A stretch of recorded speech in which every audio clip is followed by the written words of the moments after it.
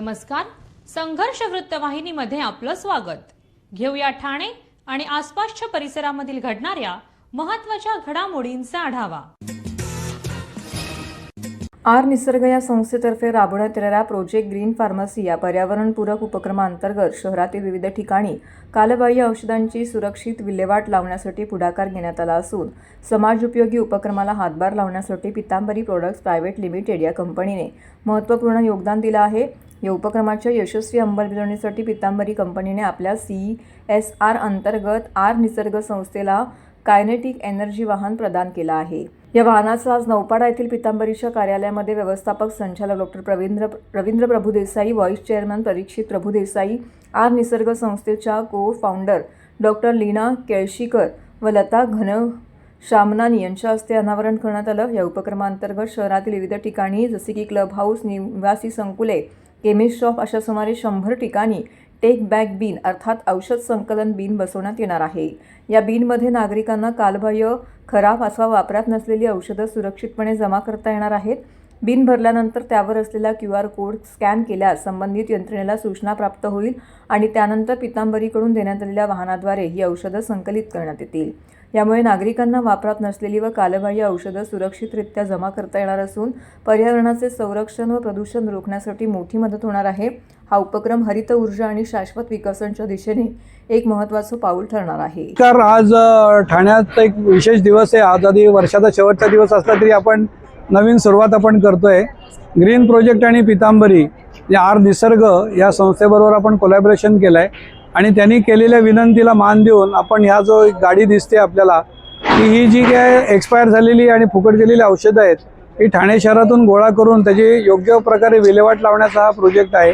आणि डॉक्टर लीना केळशीकर आणि डॉक्टर लता या दोघींनी पुढाकार घेऊन अशा प्रकारे 100 बिन्सचं योजना क्लिनिकमध्ये डॉक्टरांच्या इकडे मोठ्या सोसायट्यांमध्ये केलेली आहे आणि त्याच्यावरती QR कोड पण त्यांनी दिलेला आहे. तर तिथे त्या बिन्समध्ये सगळ्यांनी नको असलेली औषधं टाकायची आहेत आणि ते बिन्स भरल्यानंतर ह्या टेम्पोच्या माध्यमातून ते गोळा करून तळोजा इथे त्याची विल्हेवाट लावण्यासाठी घेऊन जाण्यात आपण तिथे पाठवणार आहोत. तर मी ठाणेकरांना सगळ्यांना आवाहन करतो की जास्तीत जास्त मोठ्या संख्येने या प्रोजेक्टमध्ये सहभागी व्हा आणि हे जे काही प्रदूषण टाळायचं जे आहे किंवा ही जे नवीन सुविधा केलेली आहे त्याचा आपण नक्की लाभ घ्याल आणि सुंदर ठाणे, स्वच्छ ठाणे हा जो आपला एक मंत्र आहे तो आपण अजून वेगळ्या उंचीवरती आपण घेऊन जाऊ. धन्यवाद. मुख्य उद्देश म्हणजे आपण बघतोय की त्यांनी सांगितलं की हे जे काही औषधं असतात ही 1000 पट ते 10,000 पट कॉन्सन्ट्रेटेड असतात.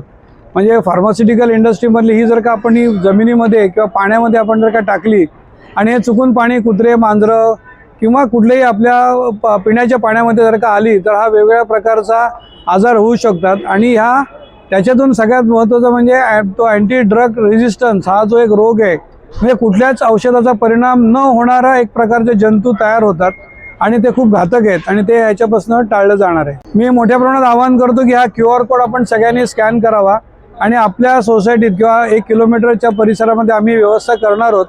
तर त्याला तुम्ही आम्हाला फोन करून किंवा QR कोड तुम्ही स्कॅन करून ही जागृती करायची आणि आपल्या घरातली लहान मुलं किंवा वयोवृद्ध किंवा लोक असतील तर कुठल्याही प्रकारे याच्यापुढे औषधं कचऱ्याच्या डब्यात जाणार नाहीत, ती जमा होऊन या बिनमध्येच येतील अशी आपल्याला एक व्यवस्था किंवा मी आव्हान सगळ्यांना या प्रकारचं करतो. मी डॉक्टर लता घनश्यामनानी, डोळ्याची स्पेशलिस्ट आहे. ठाण्यामध्ये मागच्या 25 वर्षापासून माझा प्रॅक्टिस आहे. पण ॲज अ डॉक्टर मला असं वाटतं की लोकांनी त्यांना दिलेली डॉक्टरांनी दिलेली औषधं असेच डस्टबिनमध्ये किंवा फ्लशमध्ये नाही टाकावं. ती औषध त्यांनी जमा करून आमच्यासारख्या ह्या प्रोजेक्ट जे आहेत ग्रीन फार्मसी ह्या प्रकारचे बिनमध्ये टाकावं. अशा प्रकारचे बिन लोकेट करायचे असेल तर हे QR कोड तुम्ही स्कॅन करा. तुम्हाला 100 लोकेशन तुमच्या आजूबाजूचे जे आहेत क्लोजेस्ट ते भेटतील. याच्यात तुम्ही जमा केलेली जी औषधं आहेत ती एकदा जमा झाली तर आमच्यापर्यंत पोचेल ह्या गाडीतर्फे आणि मग आम्ही त्याची विल्हेवाट प्रॉपर पद्धतीने सायंटिफिकली तलोजाला पाठवून करणार. तर आमची ही अपेक्षा आहे की ठाणेकरांनी ही सुविधा जे आमच्या मनातली होती आणि पितांबरीच्या सपोर्टनी आम्ही घडून आणली ती घ्यावी जास्तीत जास्त प्रमाणात. Thank you so much. सर्व नागरिकांना आवाहन करण्यात येत आहे की सध्या डासांमार्फत पसरणाऱ्या डेंग्यू या आजाराचा प्रसार रोखण्यासाठी प्रत्येकाने पुढील प्रमाणे कार्यवाही करावी. डेंग्यू आजार एडिस इजिप्ती हा डास चावल्याने होतो. या डासांची पैदास साचलेल्या किंवा साचवलेल्या स्वच्छ पाण्यामध्ये होते. 8 दिवसांपेक्षा जास्त दिवस पाणी उघडे व साचून राहिल्यास त्यात डास अंडी घालतात. अंड्यांच्या अळ्या तयार होऊन पुढे डास तयार होतात. यासाठी आपल्या घरातील पाणीसाठे उदाहरणार्थ बॅरल्स, पिंपे, टाक्या, हौद, रांजणे इत्यादी दर आठवड्याला रिकामे करून घासून पुसून कोरडे करून पुन्हा भरावे. 1 दिवस कोरडा दिवस म्हणून पाळावा.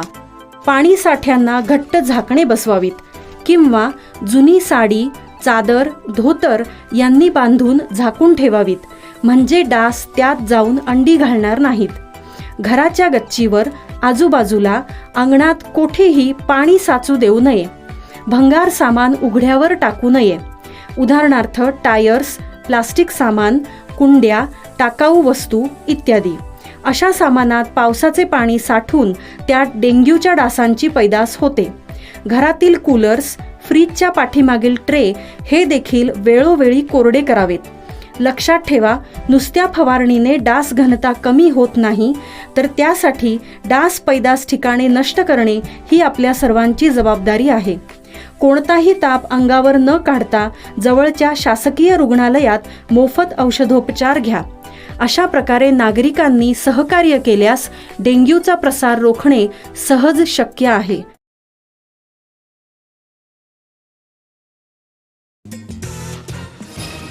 श्री कोपिनेश्वर सांस्कृतिक न्यासाच्या वतीने 2025ला निरोप देण्याकरिता महागंगा आरती देऊ असं न्यासाचं कार्याध्यक्ष श्री संजीव ब्रह्मे यांनी सुचवलं आहे. त्याकरिता 30 तारखेला सायंकाळी 7 वाजता उपवन तलावाजवळ पुण्यश्लोक अहिल्यादेवी घाटावरती, 31 तारखेला मासुंदा तलावाजवळ पुण्यश्लोक अहिल्या घाटावरती अतिशय चोख व्यवस्था करण्यात आली होती.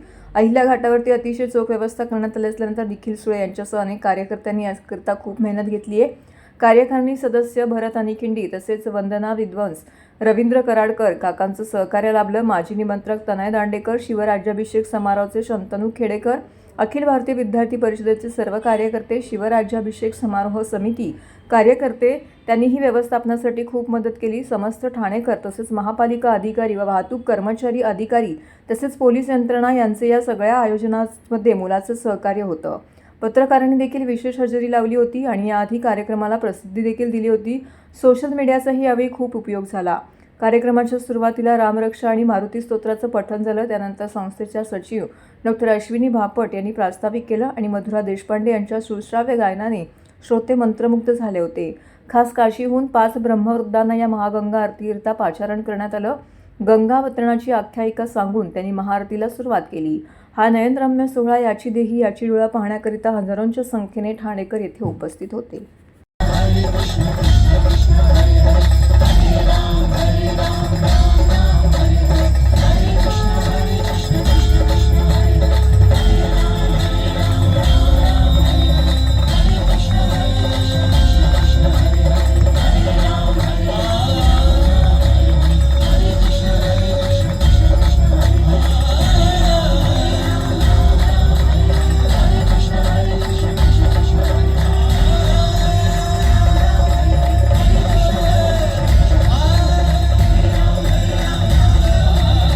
आवाज जाए काशी तक ऐसी भावना के साथ जयकारा लगाएंगे सभी लोग. बोले काल हर, कष्ट हर, दुख हर, दारिद्र हर, कंटक हर, संकट हर, रोग हर, विपत्ति हर, बाधा हर, अकाल मृत्यु हर, सुख संपत्ति कर. नमः पार्वती पते. हर हर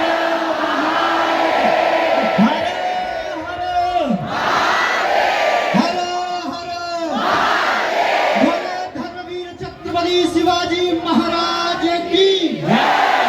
धर्मवीर छत्रपति संभाजी महाराज की जय. जय श्री राम. जय श्री राम. जय श्री राम. जय श्री राम. जय जय श्री राम. जय जय श्री राम. एक बार सभी लोग आप लोग ताली बजाइए. ठाणे जिल्ह्यातील क्रिकेट परंपरेचा मानबिंदू ठरलेल्या एन.टी. केळकर आंतरशालेय क्रिकेट स्पर्धेचा समारोप मंगळवारी दादोजी कोंडदेव स्टेडियम येथे उत्साहात झाला. अंतिम सामन्यामध्ये श्रीमा बालनिकेतन संघाने के.सी. गांधी हायस्कूल संघावरती तब्बल 178 धावांनी विजय मिळवत विजेतेपदावरती आपलं नाव कोरलंय. नाणेफेक जिंकून प्रथम फलंदाजी करणाऱ्या श्रीमा बालनिकेतन संघाने 45 षटकामध्ये 252 धावा केल्यात. प्रत्युत्तर दाखल के.सी. गांधी हायस्कूल संघ 23.3 षटकामध्ये 74 धावातच गारद झाला. स्पर्धेतील उत्कृष्ट गोलंदाज पुरस्कार श्रीमा बालनिकेतनच्या आदित्य कोलगी याला देण्यात आला. त्याने संपूर्ण मालिकेत 17 गडी बाद केले. उत्कृष्ट फलंदाज म्हणून सेंट जोसेफ हायस्कूल डोंबिवलीच्या स्मिथ पेमेंडेकर याचा गौरव झाला. तर मालिकावीर पुरस्कार श्रीमा बालनिकेतनच्या सार्थ पाटील याला देण्यात आला आहे. समारोप सोहळ्यास आमदार संजय केळकर, आंतरराष्ट्रीय प्रशिक्षक, ज्येष्ठ क्रिकेटपटू सुलक्षण कुलकर्णी, सदानंद केळकर, अतुल सुर्वे, उद्योजक विद्याधर वैशम पायन, आमदार निरंजन डावखरे उपस्थित होते. N T. Kelkar memorial interschool cricket tournament जी आहे ती जी ठाणे जिल्ह्याच्या शालेय खेळाडूंसाठी आहे आणि जी मुंबई क्रिकेट असोसिएशनच्या मान्यतेने आपण घेतो त्याला आज 49 वर्ष झाली. हे 49 वर्षाची टुर्नामेंट आज संपन्न झाली. त्याची फायनल मॅच आणि आज बक्षीस समारंभ ज्येष्ठ प्रशिक्षक सुलक्षण कुलकर्णीच्या माध्यमातून झाला. आणि ही टुर्नामेंट म्हणजे ठाणेकरांना आणि ठाणे जिल्ह्यातल्या खेळाडूंना एक फार मोठी प्रतिष्ठेची टुर्नामेंट. कारण की ज्या वेळेला टुर्नामेंटच नव्हती खेळायला त्यावेळेला आम्ही मंडळींनी ही एन.टी. केळकर इंटरस्कूल टुर्नामेंट सुरू केली. आम्हाला आनंद एवढा आहे की एकतर या टुर्नामेंटमध्ये जास्तीत जास्त मुलं भाग घेतात आणि या टुर्नामेंटच्या माध्यमातून असंख्य खेळाडू जे आहेत ते पुढे गेले. म्हणजे कसोटी क्रिकेटमध्ये खेळले, 2020मध्ये रणजी ट्रॉफी, हॅरिस ट्रॉफी, मुंबईच्या टीममध्ये देखील आता ठाणे जिल्ह्यातल्या खेळाडूंचं वर्चस्व आपल्याला बघायला मिळतं आहे. आणि त्याच्यामुळे आमच्यासारख्याला खूप समाधान आहे की या टुर्नामेंटच्या माध्यमातून, या व्यासपीठातून असंख्य ठाणे जिल्ह्यातले खेळाडू जे आहेत यांना प्रोत्साहन नुसतं मिळालं नाही तर त्यांना एक मोठं दालन जे आहे ते खुलं झालं. आज देखील श्रीमा निकेतन विजयी ठरली आणि उपविजयी जी आहे ती के.सी. गांधी कल्याण शहरामधली शाळा आहे ते खेळाडू ते उपविजयी ठरले. आणि या माध्यमातूनच ठाणे आणि ठाणे जिल्ह्यातला क्रिकेट आणि क्रिकेट खेळाडू हे पुढे जात आहेत आणि याचा आपल्याला सार्थ अभिमान आहे. ठाणे महानगरपालिकेच्या आगामी सार्वत्रिक निवडणुकीत रिपब्लिकन समाजाला तिकीट नाकारणाऱ्या भारतीय जनता पक्षाच्या शिंदे सेनेच्या निर्णयाविरोधात ठाण्यामध्ये Republican party of India Athawale पक्षाच्या कार्यकर्त्यांनी जाहीर निषेध आंदोलन केलंय. या निर्णयामुळे रिपब्लिकन सामाजिक कार्यकर्ते आणि नागरिकांमध्ये तीव्र नाराजी व्यक्त करण्यात आली आहे. हे निषेध आंदोलन डॉक्टर बाबासाहेब आंबेडकर पुतळ्याजवळ करण्यात आलं. Republican party of India Athawale पक्षाचे ठाणे शहर जिल्हा अध्यक्ष भास्कर वाघमारे यांच्या नेतृत्वाखाली पार पडलं. आंदोलनादरम्यान सहभागी कार्यकर्त्यांनी शिंदेंची शिवसेना भाजपाच्या निर्णयाचा तीव्र शब्दामध्ये निषेध केलाय. तसेच रिपब्लिकन समाजाला न्याय राजकीय प्रतिनिधित्व देण्याची मागणी करण्यात आली होती. यावेळी आंदोलनकर्त्यांनी हातामध्ये फलक घेऊन घोषणाबाजी केली. पक्षाने रिपब्लिकन समाजाकडे सातत्याने दुर्लक्ष केल्याचा आरोप यावेळी करण्यात आला होता. मोठ्या संख्येने रिपब्लिकन कार्यकर्ते, नागरिक या निषेध आंदोलनामध्ये सहभागी झाले होते. आम्ही तर त्यांचे मित्रपक्ष आहोत पहिल्यापासून. भाजप बरोबर आम्ही आहोत, शिवसेना शिंदे सेनेसोबत पण आहोत. पण टक्केवारी जर बघितलं तर त्यांचं म्हणणं आहे की तुम्ही भाजपच्या कोट्यातून. पण आम्ही मतं देताना शिवसेना शिंदेनाही देतो, भाजपला देतो. तिथं कुठं मतदाराचा आम्ही डावलाडावल करतो का? मग आम्हाला सत्तेपासून डावलताना क्रायटेरिया का चुकीचा लावला जातो? क्रायटेरिया चुकीचा लावणं म्हणजे आमच्यावरती अन्याय करणं. आणि अन्याय करतात कसे? RSS भाजप अन्याय करणारा पक्ष आहे, जातीवादी पक्ष म्हणतात. पण एकनाथ शिंदे त्यांच्या नादाला लागून आमच्यावरती अन्याय करतात. एकनाथ शिंदे तर आम्हाला ठरात ओळखतात चांगलं. आणि ते जर बोलले तर पाहिजे तर होऊ शकतं. ते जर बोलले दगडाला शेजूर फासला तर देव बनवतात. मग आमच्यासारख्या कार्यकर्त्याला जो तळागाळातून चळवळीत, राजकारणात, समाजकारण, धर्मकारण या इथं करत असताना आमच्यासारख्याला सत्तेमध्ये का वाटा दिल्या जात नाही?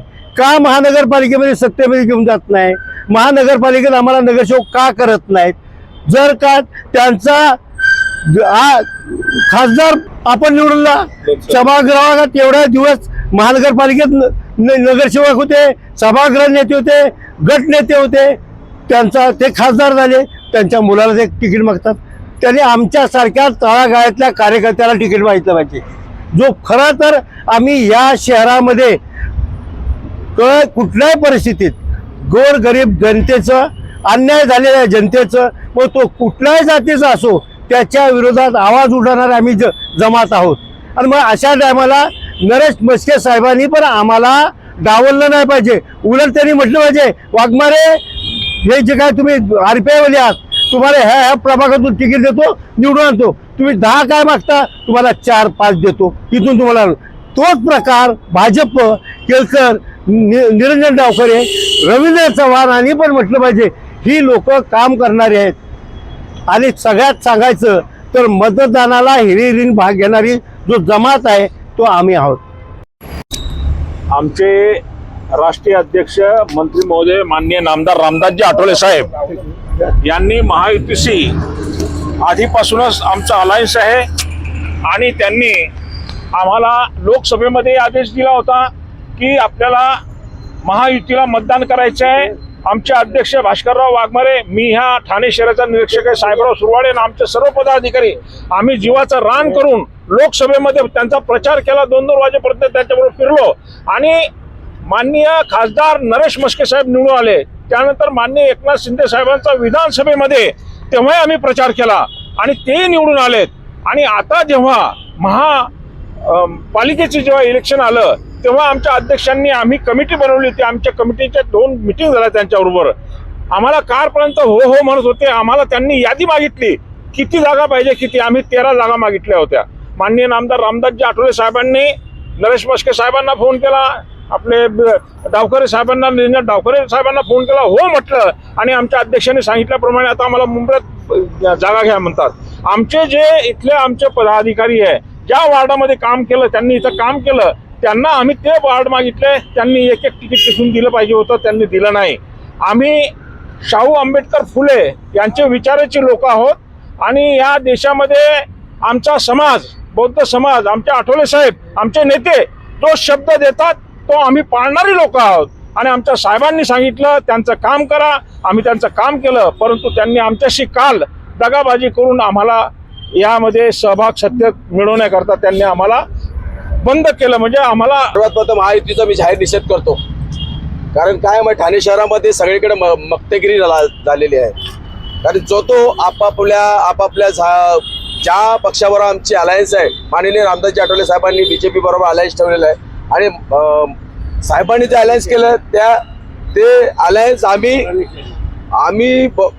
आम्ही आतापर्यंत पाळत आलेलो आहेत. आणि ते पाळता पार खासदारकी असो या आमदारकी असो, आम्ही जसं आमचे अध्यक्ष असो, महासचिव असो, कार्याध्यक्ष असो, माझे युवक जे कार्याध्यक्ष महासचिव असो, आम्ही जो प्रचार कोणाचा न थांबवता प्रचारासाठी रात ना दिवस फिरत होतो. आणि आज त्यांनी आमची अवस्था अशी केलेली आहे की ते आम्हाला ओळखत नाहीत. ह्या प्रकारे त्यांनी केलेलं आहे. आणि डायरेक्ट त्यांच्याकडे गेलं तर ते बोलतात आमचेच प्रश्न सुटत नाहीत, तर तुमचे प्रश्न कुठून सोडवणार. गत निवडणुकीत आम्ही राष्ट्रवादी काँग्रेसच्या चिन्हावर निवडून आलो होतो. लोकमान्य नगर आणि शास्त्रीनगरचा विकास करण्याचं वचन तत्कालीन मुख्यमंत्री व विद्यमान उपमुख्यमंत्री एकनाथ शिंदे यांनी दिलं होतं. म्हणून आम्ही 4ही नगरसेवकांनी शिवसेनेमध्ये पक्षप्रवेश केला होता. आज आमच्या 4ही उमेदवारांना शिवसेनेने उमेदवारी जाहीर करून एकनाथ शिंदे हे एकवचनी असल्याची कृतज्ञता ज्येष्ठ नेते हनुमंत जगदाळे यांनी व्यक्त केली आहे. शिवसेना पक्षाने आज ठाणे महानगरपालिका प्रभाग क्रमांक 6 मधून हनुमंत जगदाळे व त्यांचे कार्यकर्ते प्रशांत जाधवर, सरिता ठाकूर, वनिता घोगरे यांना उमेदवारी जाहीर केली आहे. या उमेदवारी अर्ज दाखल केल्यानंतर पत्रकारांशी संवाद साधताना हनुमंत जगदाळे यांनी एकनाथ शिंदे यांचे आभार व्यक्त करत प्रभागाच्या विकासाचा मार्ग आता मोकळा झाल्याची भावना व्यक्त केली आहे. अनेक वर्ष विरोधी पक्षात काम करत असताना सत्तेअभावी प्रभागाचा विकास खुंटत असल्याची भावना निर्माण झाली होती. यामुळे मी आणि माझ्या 3ही नगरसेवकांनी एकनाथ शिंदे यांच्या नेतृत्वाखाली शिवसेनेमध्ये प्रवेश केला आहे. क्लस्टरच्या माध्यमातून लोकमान्य नगर आणि शास्त्रीनगर रहिवाशांना हक्काचे आणि प्रशस्त घर देण्याचं माझं स्वप्न आहे.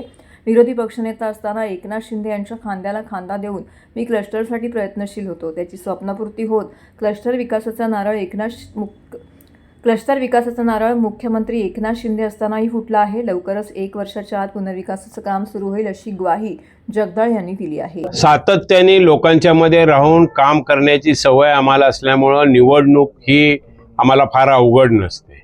निवडणूकमध्ये आम्ही निश्चितच प्रकारे निवडणूक सिरियस घेतो, परंतु सगळ्यांना बरोबर घेऊन जाण्याची भूमिका असल्यामुळं निवडणूक चांगल्या प्रकारे पार पडेल. आणि त्यात आता आम्ही शिवसेनेतून ही निवडणूक लढवतोय. गेल्या वेळेला राष्ट्रवादीतून निवडणूक लढलो, त्यावेळेला साधारण 6,000च्या फरकाने त्या ठिकाणी मी आणि माझे सहकारी निवडून आलो. आजची परिस्थिती आहे की राष्ट्रवादीची 100% लोक माझ्याबरोबर आलेले आहेत. त्याचबरोबर शिवसेना पक्ष आहे आणि सगळ्यात महत्त्वाचं भारतीय जनता पक्षाचं सुद्धा पाठबळ आहे. म्हणजे तेव्हाच्या आणि आताच्या निवडणुकीमध्ये म्हणजे आम्हाला 3 पटींनी त्या ठिकाणी मतदान होईल अशी आशा आहे. त्यामुळं निवडणूक गांभीर्याने घेतलीच पाहिजे, गांभीर्याने आम्ही घेऊच. पण निवडणुकीपेक्षा या ठिकाणी लोकमान्य शास्त्री नगरच्या विकासासंबंधीची जी भूमिका आहे ती ताबडतोबीने चालू करण्याची भूमिका आम्ही लवकरात लवकर घेणार आहोत. पहिला प्रश्न असा आहे की ही माझ्या प्रभागापुरती मी या ठिकाणी आपल्याला बोलवलं आहे. या ठिकाणी पक्ष लेवलला मी पक्षाचा कोणताही पदाधिकारी नाही, त्यामुळं पक्षाची भूमिका काय असेल, कोण नाराज असेल हे निश्चित प्रकारे मला माहीत नाही.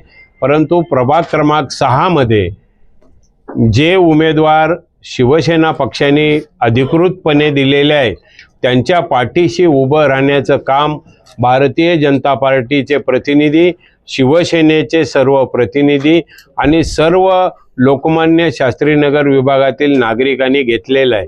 त्यामुळं आपण ज्याचा उल्लेख केला त्याचं उत्तर मला वाटतं शहर लेवलला किंवा नेतृत्व लेवलला मिळेल. मला एक वाटतं की शिंदे साहेबांनी ज्या पद्धतीनं ज्या कार्यकर्त्यांना संधी देण्याचा प्रयत्न केलेला आहे त्या ठिकाणी निश्चित प्रकारे त्यांनी एक पक्ष हा केंद्रभूत करून आणि पक्षाला पोषक काय असावं याचा विचार केलेला या ठिकाणी मला दिसतोय. तर हे होतं संघर्ष वृत्तवाहिनीचं आजचं बातमीपत्र. उद्या पुन्हा भेटू याच वेळी याच ठिकाणी ताज्या घडामोडींसह. तोपर्यंत नमस्कार.